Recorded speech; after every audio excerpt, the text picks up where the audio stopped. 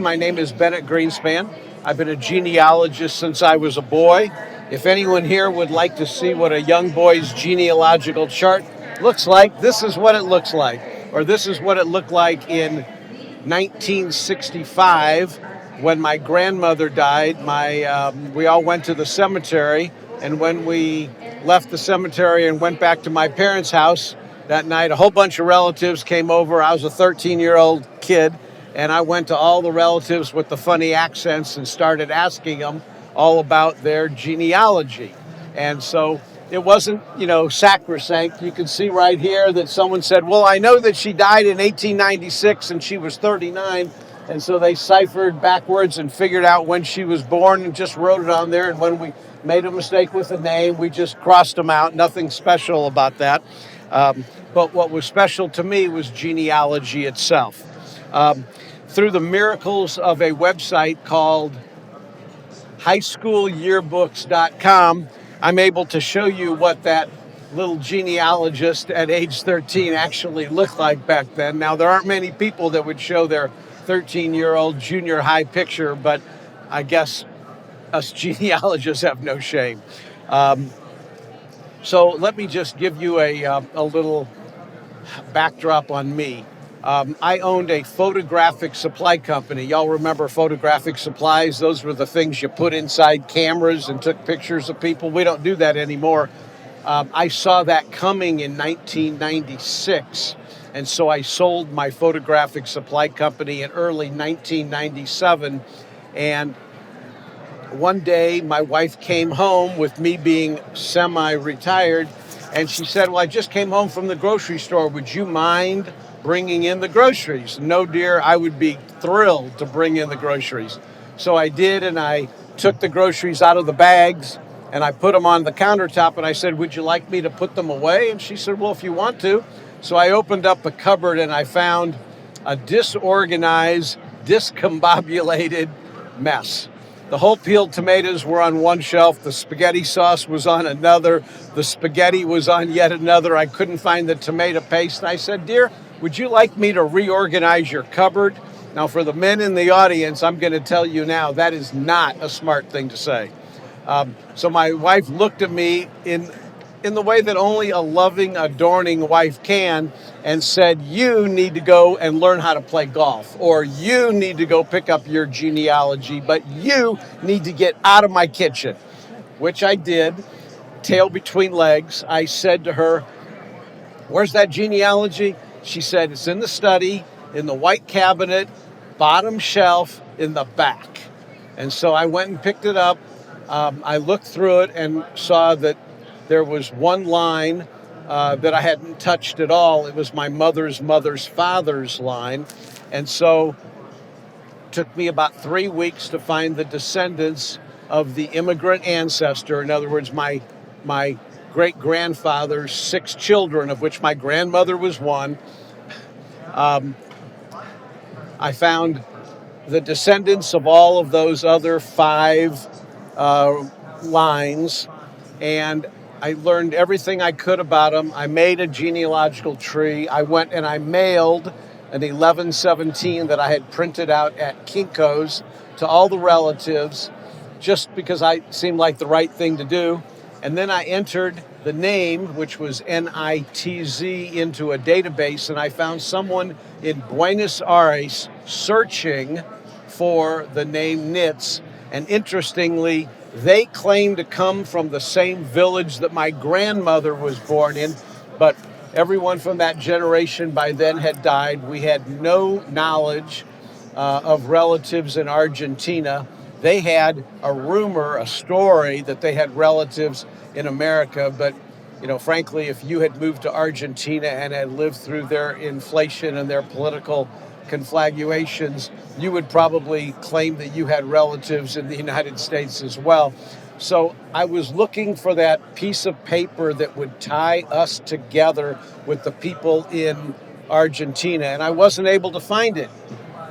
Another paper trail roadblock. So the question is, what was I going to do about that? Well, I just put my head down and kind of cried in my beer, so to speak.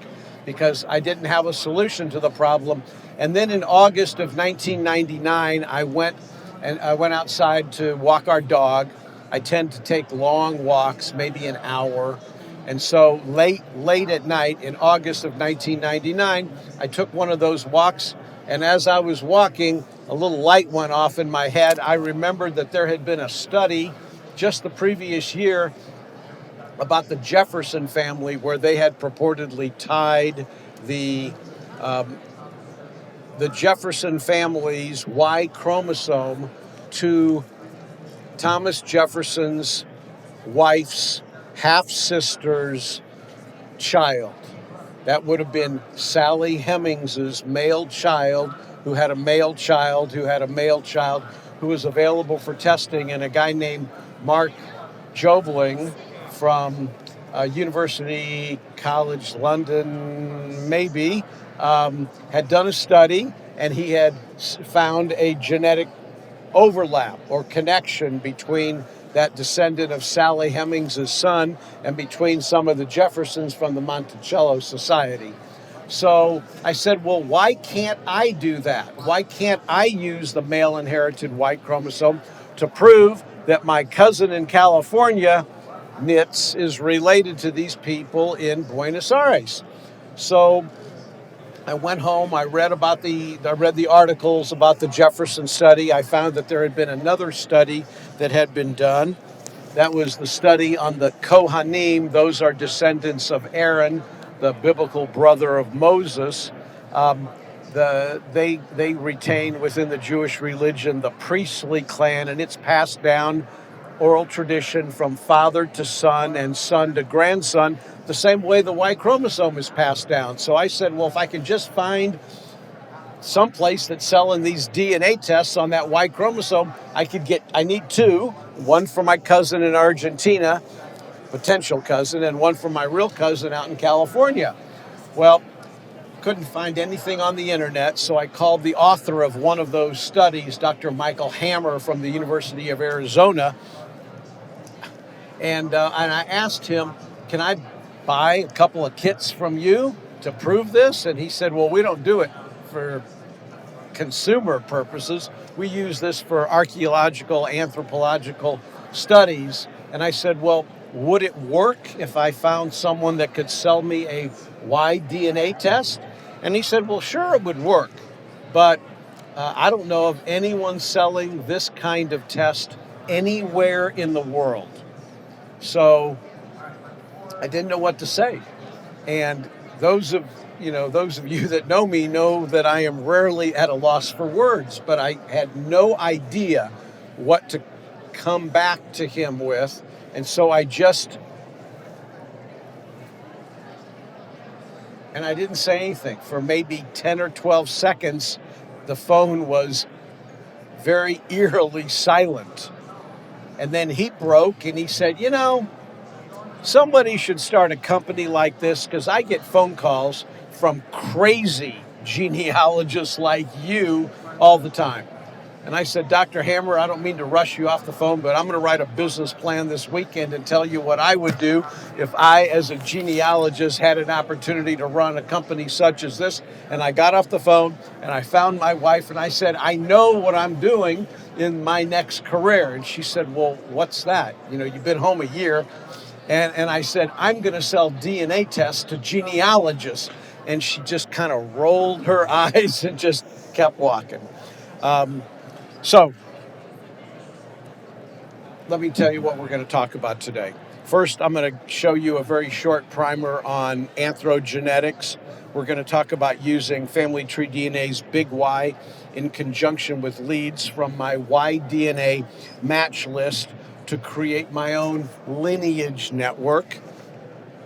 We're going to try to answer the question, can molecular biology provide any hard evidence from beyond the timeline, where my ancestors came from and when, and we're going to have a liberal use of displaying parts of my own YDNA tree.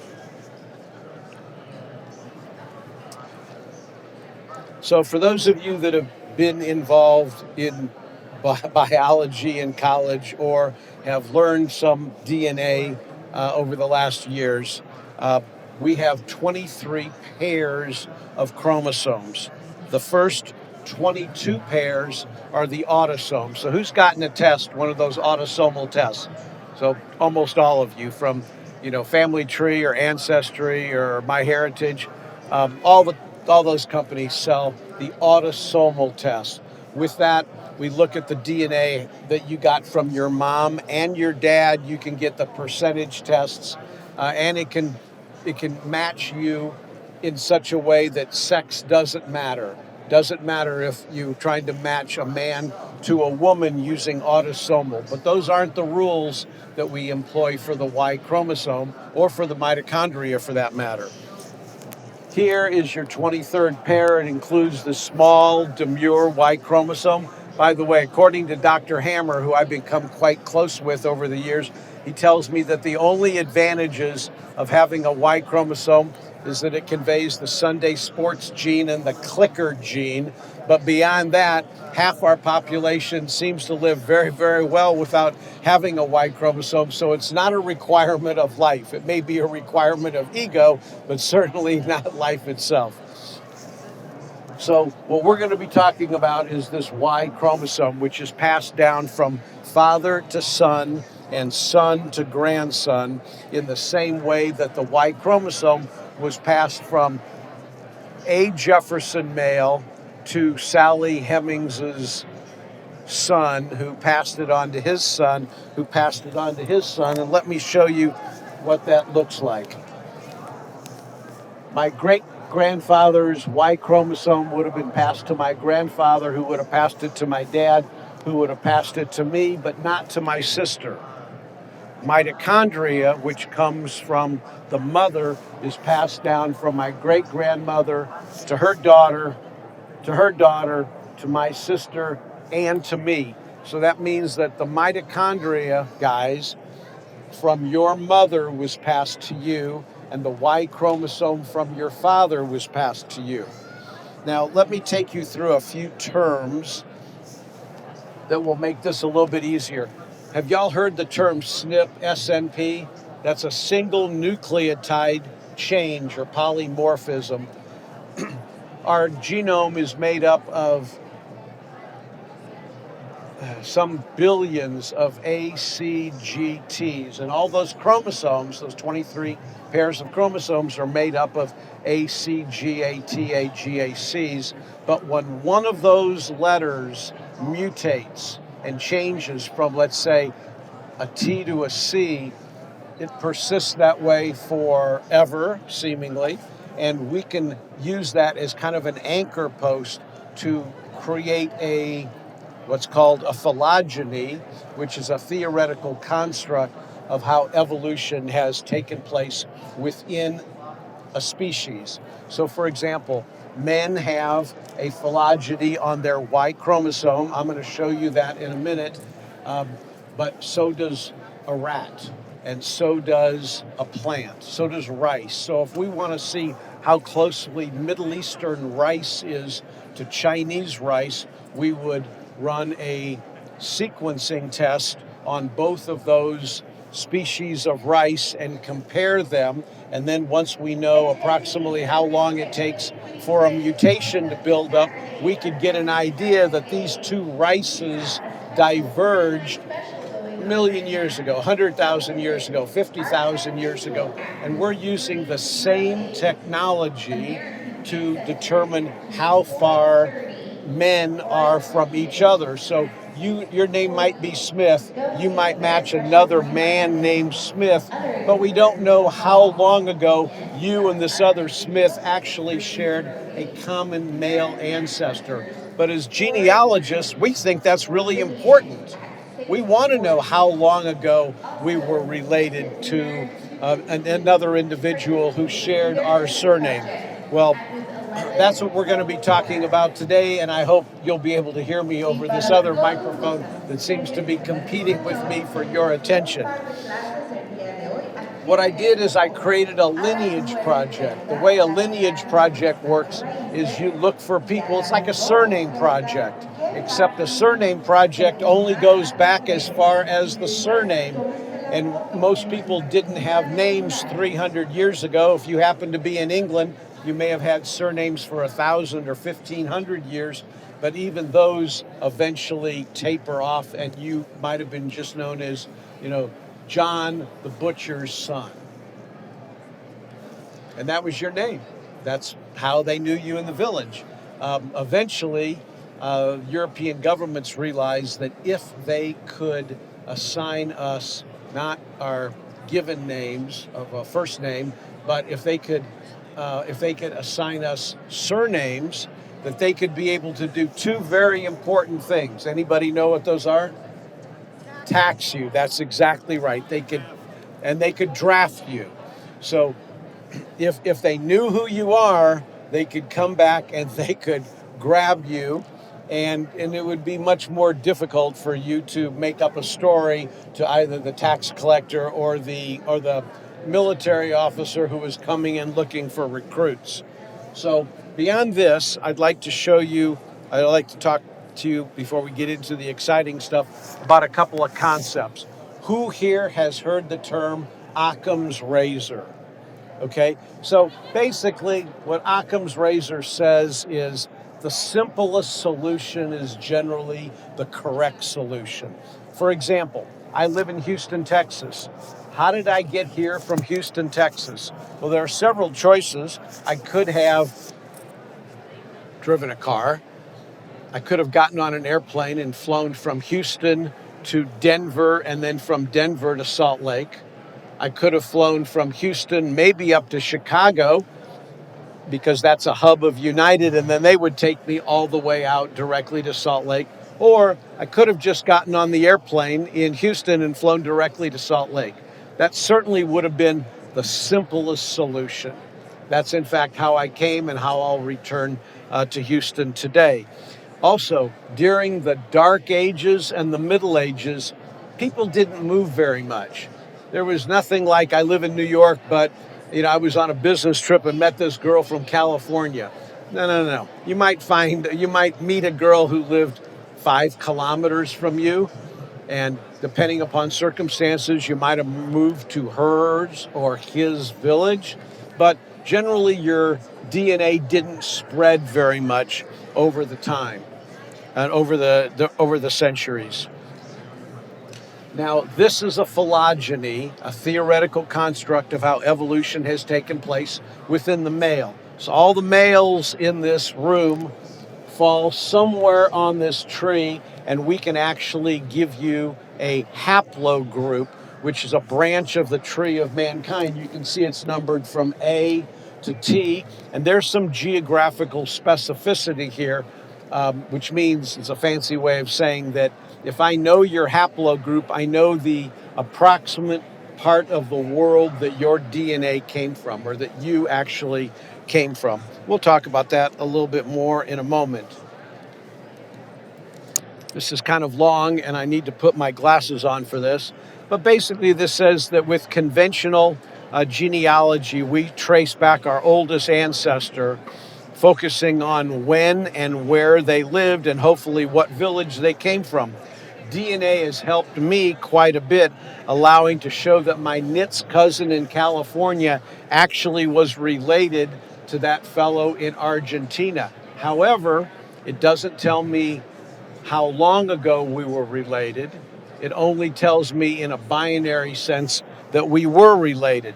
But that's changing, and the reason that's changing is because we have a product at FamilyTreeDNA called the Big Y. The Big Y sequences about 25 million bases on your Y chromosome and then matches you up to everyone else in the FamilyTreeDNA database that has a similar genome to you on the Y chromosome, meaning that if I have a mutation at a particular place, if you're related to me, you're going to have that same mutation at that same location. And population geneticists can estimate how long ago those mutations occurred. 200, 400, 1,000, 5,000 years ago. so that we can get a good idea of how closely related you are. Because as genealogists, the first thing we want to know is, are you related? And then we want to know when you're related so that we can draw a family tree and we can enjoy celebrating that we found someone who we're related to and when we're related. So we'll go on to this next slide. This, I mentioned earlier, there's geographical specificity. So if I know that you're haplogroup N, for example, I know that you're probably from Finland. And if not from Finland, you're from the northern part of Russia. If you are a J, you're probably from the Middle East, the Saudi Peninsula, what we used to call or still call perhaps the Fertile Crescent or Mesopotamia. Those people are J's. If you are a G, you probably come from what used to be called Soviet Georgia, the country of Georgia, not the state of Georgia.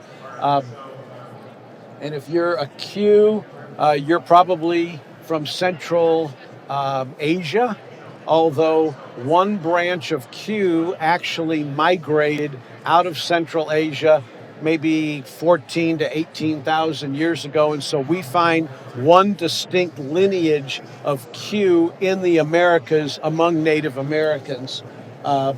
Just a few more. Haplogroup T, which is a bit player. It's found at very, very low percentages in populations in the Middle East. Seems to be not only from the Fertile Crescent, it seems to be at its apex. In other words, it's most commonly found in far northern Lebanon. Now we're going to get into some of the fun stuff. FT1 defines my final SNP, my terminal SNP group that's shared with my son and my brother. Okay, so here you have me, my son, and my brother. So that's all I knew of my Greenspan line up until about 6 years ago. I have no relatives on the planet named Greenspan. Now, that's not for lack of trying. I mean, I started a DNA company, for God's sakes. I was giving out, DNA tests to every Greenspan I could find, who I could find someone to help hold him down while I scraped the inside of his cheek. And I got 70 people named Greenspan to do a DNA test. How many of them do y'all think I was related to? That's right, none. Not one. I gave 70 kits away, and all I found were Greenspans that had the same last name as me, but were not related to me. Talk about frustration. There was a lot of frustration there because I held out so much hope that I had finally found, someone that would connect with me. Unfortunately, that wasn't the case until about 7 years ago. I was asked to speak at a adoptees conference. Adoptees are wildly using DNA testing because they're trying to reconnect with family. So as a quid pro quo for me flying up to somewhere in the Northeast and speaking, they let me have a little table. I put my FamilyTreeDNA banner out front and I had my kits. And some guy comes by and says, "We used to be Greenspans, but we changed our name to Greene." I said, "Well, la-di-da. maybe you're related to me. Why don't you do a DNA test? Because how much does it cost?" Well, now I had been giving these kits away, but this guy kind of seemed like a little smart aleck a little bit. So I said, "Well, it's like $169. He goes, "Oh my God, $169.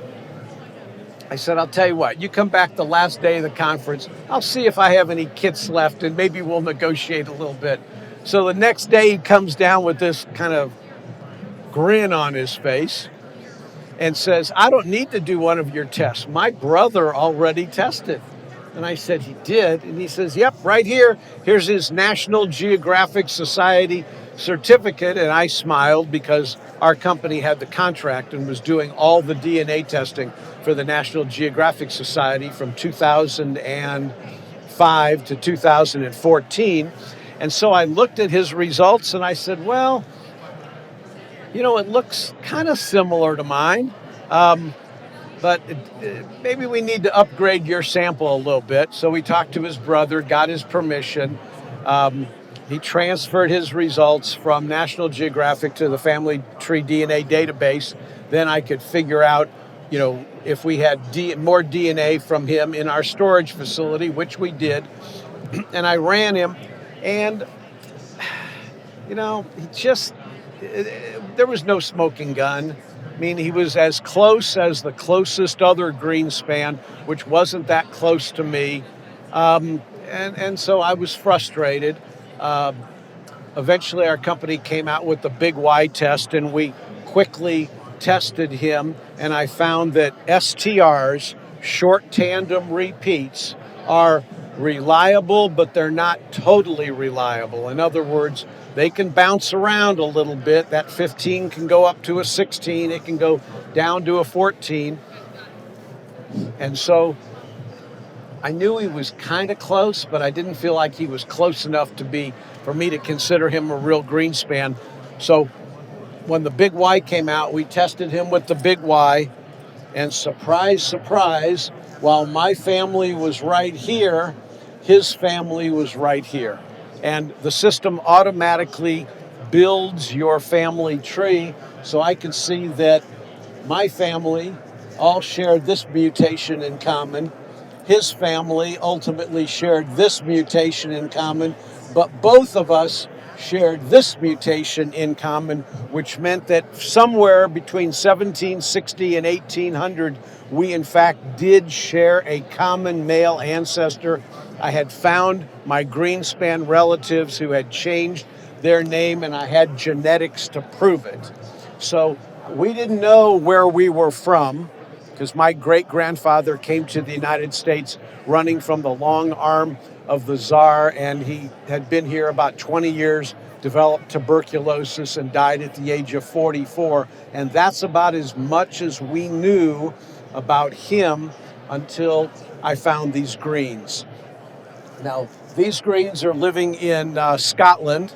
This Greene lives in New York City. I guess they ended up going to Scotland and were going to come on to America, and either found the weather so compelling or couldn't scrape together enough dollars to pay for ship passage to the United States. So they ended up staying in Scotland. Matters not. What really mattered was that we shared that mutation in common, which was the proof that we genealogists consider sacrosanct. I had it. And that was a very, very empowering moment. I remember that very, very well, and I'll never forget it, because I had looked and looked and looked for my Greenspan ancestor for decades without any success. Now, there's one other interesting piece on here. There's this guy named Beryl Harold. He has no knowledge of a Greenspan ancestry, none whatsoever. So, but he comes from the same mutation that appears to have taken place around 1760. Well, interestingly, if you know much history of Eastern Europe, somewhere between 1750 and 1810, everybody in Eastern Europe was forced to do what had been done in Western Europe a little bit earlier, which was to take on surnames. We've already talked about why the governments wanted us to take on surnames. Lots of times people would simply come up with elaborate stories for, to hide their relatives who the government wanted to draft. Like, oh, this guy died. Well, if you had a first name and a last name, it was much more difficult for that individual to be able to hide in the village. So I figure that this fellow was on one side of that edict, you must take on a surname, and these guys were on the other side. In other words, they shared a common surname. The reason they shared a common surname is that there was one guy and he was assigned that name in the village. This guy may have lived in another village, was assigned a different surname, and so even though genetically they're very close, you would have no way of knowing that they were related if it wasn't for the DNA. Now I started a little late this morning because I didn't have a full house, and so I'm running a little late, so I'm going to have to move this along a little bit. What we did is we went up and I looked at the previous mutation. Everyone down here and these two guys share that mutation right there. And what I found is that those two guys didn't live in the Ukraine, they lived in Poland, and we were able to date that particular mutation to the late 1500s. So from my 1760, here we're back to the late 1500s, and I was even able to go one more mutation up the tree. I'm not tall enough to get there, but it points to an individual from Slovakia. So from that, I was able to draw a migration map for my family, showing that in the 1800s we're here in the Yalta Peninsula area. If you go back to the 1700s, we're much closer to a city called Kiev. If you go back to the 1500s, we were up here in Poland. And then if you go back to the early 1500s or late 1400s, we were down here in Slovakia. And this is based on a man who lives in Slovakia today, who's a distant relative of mine, who says our family always lived in Slovakia, which is another way of saying that he had no clue before Slovakia where his family may have come from. But you can see the migration because we're following the SNPs, we're following the genetic markers from here to here, over to here, and down to here. So pretty exciting, but it even gets better. Not only did we match this guy from here, and here's my Slovakian cousin, here are the two Polish descendants, but they all come back to a mutation that took place in the early 1400s that unifies this guy, this line, and this whole lineage over here. You can imagine where we're going because that's the 1200s, that's the 800s, and over here, it's about 200 CE. Let me show you how we get there. So what FamilyTreeDNA does is they show you on your big Y page a little map that gives you an idea of how many people are in the database who share a particular mutation. So this mutation right here is shared with 10 people, 7 of which are from the Ukraine, 2 of which are from Poland, and 1 came from Slovakia. Well, that's as of about 1550. If we go back one more mutation to about 1450, you can see that the number of people in Ukraine has gone from 7 to 9. We have people in Belarus, which is kind of just over the border from Poland or from the Ukraine. Here's the people from Poland, and they had spread out to a couple of other Eastern European countries.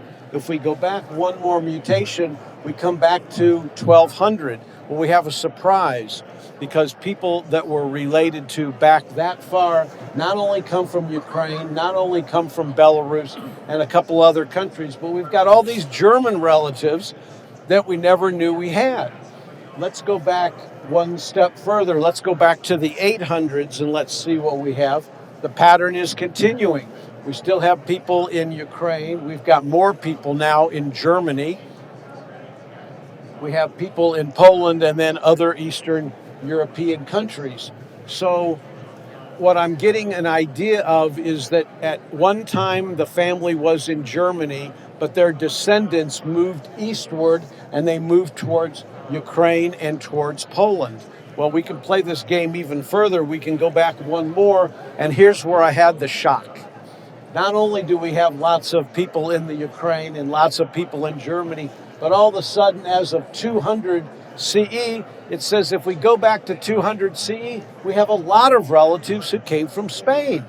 This is like unimaginable from everything I know about my recent ancestry, but arguably 200 CE is not recent ancestry. We're going way beyond the timeline, way beyond anyone's, oral, memory or when things were written down about folks.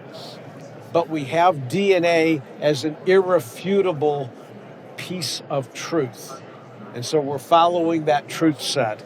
Let me go one more. Let's see what happens here. So here is a look at the Spanish branch of the family. Remember, we have this Central and Eastern European branch of the family, and then we have this branch and this branch, which breaks in here. And so what's interesting is that these guys, this is Spain, that's Spain that's cut off. This guy came from Spain, but he knows that his family left Spain because there was this thing called the Inquisition in 1492, and his family was kicked out of Spain, and they ended up going to Amsterdam.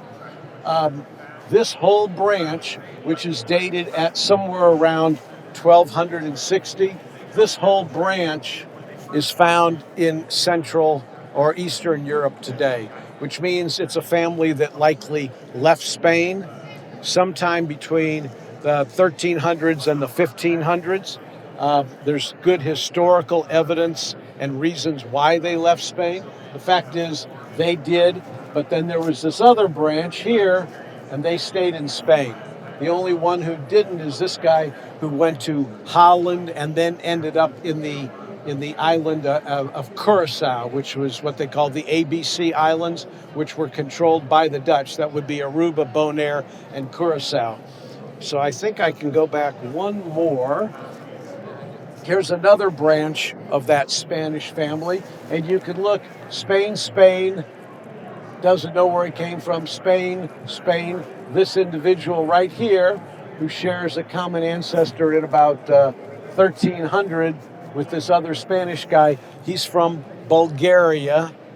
Bulgaria is one of the sites that Jews went to after they were kicked out of Spain in 1492. This wasn't just Turkey and Morocco, but it was also Bulgaria. Well, we found a guy from Bulgaria. Here's a guy whose family went to Turkey. And here's a guy, a cousin of his from back around the 1100s who stayed in Spain. All of these guys stayed in Spain or went to one of the South American countries, have lived as Catholics for 500 years and had absolutely no knowledge that if we went back 1,000 years ago, they were actually ethnic Jews. So I thought that was pretty interesting, kind of rocked my world a little bit. So in this study, I focused on the where and the when solely through the father's direct male line, and where the paper trail doesn't exist, I cautiously try to substitute any evidence gleaned from the Y chromosome mutation dates combined with my distant cousins' knowledge of the villages that they came from. So it's not just a matter of if we're related, it's where we were related and when we were related. And everyone can do this now. I have a friend in Houston, Texas. His name is Schreiber. And so he took a big Y test. He matched one man named Schreiber, the common ancestor predicted at 1270. And so these guys have been writers or have been copiers, as evidenced by their surname. And now they know they share a common male ancestor 750 years ago. And you can't do this without interrogating the history book that's written into each of our cells. A few statistics on my project. Of the 170 men I match at FamilyTreeDNA at the Y37 level, I've convinced, pushed, begged, or paid for myself 130 of them who have agreed to do this. In branch 1, which I'm from, there are 78 members, and we have 52 of those mutations. And on the Spanish branch, there's 48 members, of which 40 are which there are 40 unique mutations. Now, one thing I found that was interesting, but maybe a little disturbing, is that we did a DNA test on my son's father-in-law, okay? My son's wife's dad. He's in this branch. I'm in this branch.